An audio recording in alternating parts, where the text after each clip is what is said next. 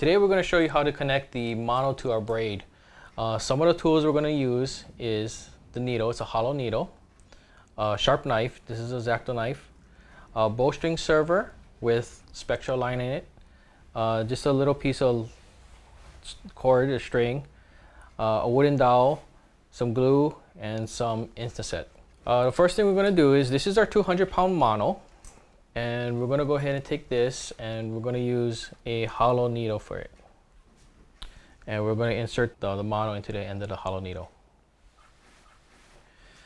This is 200-pound braid, and what you want to do is you want to make sure your braid is the appropriate size for your mono.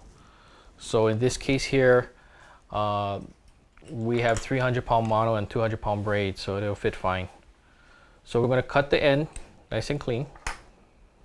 And what we want to do is we want to go ahead and insert the end of the mono into this portion here about 3 feet. So we go ahead and take this portion.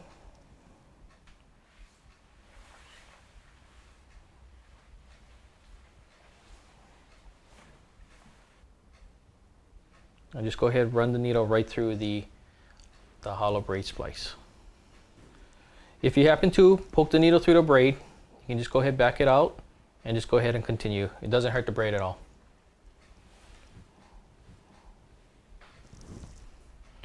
So we ran the line in here about 3 feet, and all we do is we go ahead and take the needle and we pull the line right through it, through the end of the braid. Now we got our braid inside, our mono inside the braid.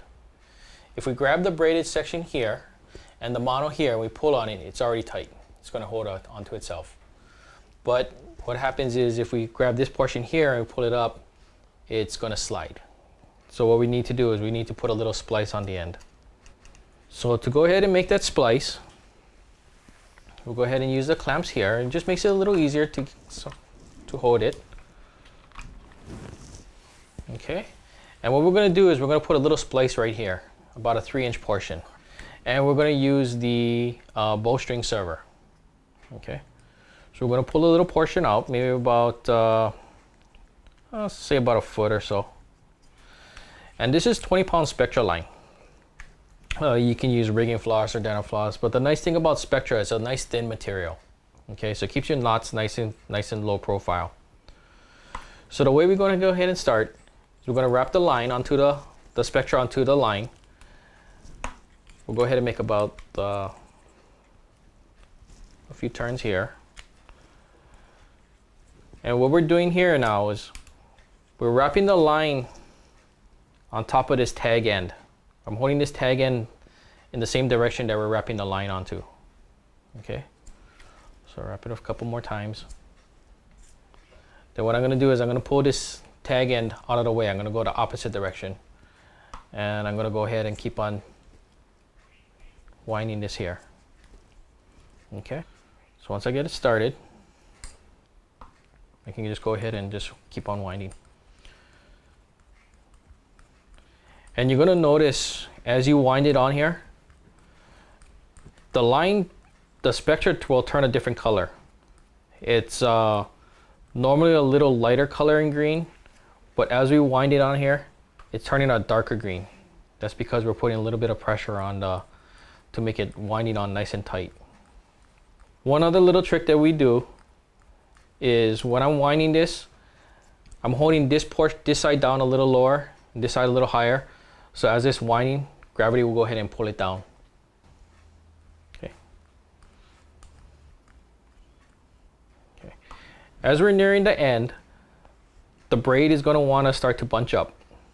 So what I'm going to do is I'm going to hand wind the rest of it. And the main part on this portion here is you just don't want the braid to bunch up, and it just kind of gets a little bit thicker. You want to keep it nice, low profile. Just hold the braid a little bit tighter with your, like I'm doing here with my left hand. Just keep on continue winding. Okay, as we near the end, what I'm going to do is we're going to wrap it all the way till we covered all of the braid. And then I'm going to wrap a couple more wraps of line on there just to hold everything secure for now. So right now we're at the end of the braid, so I'm going to wrap 2 more wraps on it.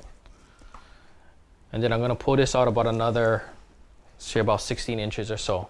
I'm going to take my sharp knife, cut the tag end. Now what I'm going to do is I'm going to grab a small piece of line. In some videos they use maybe like a piece of wire or something else on there. And what I'm going to do is I'm going to hold it on this portion here, and I'm just going to wrap the line, the spectra around the line and the loop of line also. Okay, so I'm going to wrap it about 12 times.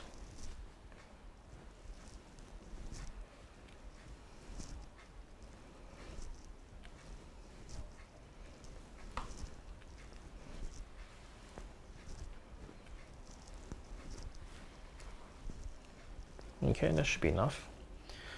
And what I'm going to do now is I'm going to take this tag end and insert it into the loop here.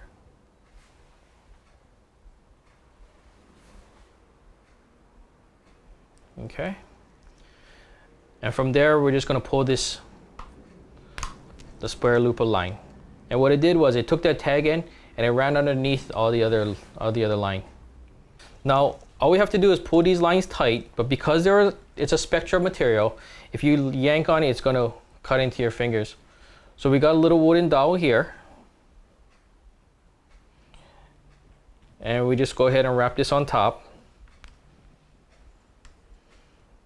And we just go ahead and pull it tight. Okay. And what it did was, when we pulled it tight, the line changed color a little bit. It changed to a darker color. And that's just showing that the line is nice and snug. Get our knife, cut it off nice and clean. And we do the same for the other side. Okay.